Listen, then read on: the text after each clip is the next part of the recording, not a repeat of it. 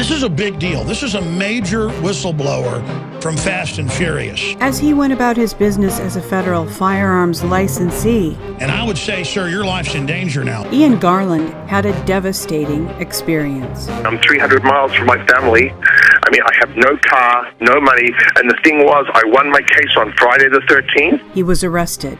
in December. And they put me out on the street for 5 days homeless. I had no money, no ID, no phone, no clothes. And held without bail.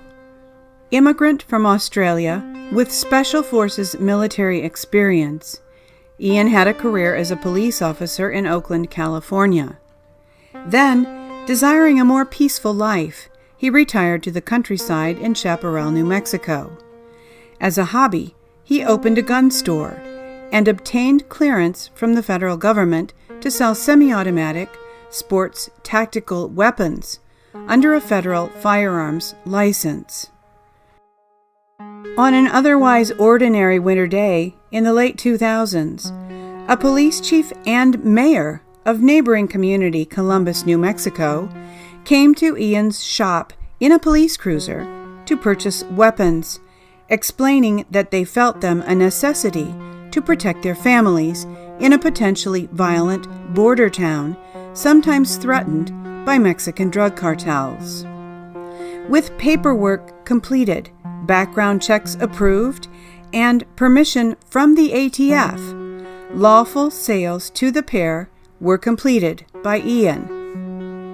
Ian had no way of knowing that the police chief and mayor were a part of Operation Fast and Furious. Ian Garland, a loyal, law-abiding American, was placed under federal indictment on weapons charges. Ian was railroaded through the system, denied bail, told he would have to wait more than 2 years for a jury trial, and held under despicable conditions, including cold, cells lined with human filth, and denial of needed blood pressure medications. Ian, a completely innocent man, suffered deprivation, humiliation, lost years, and a ruined life.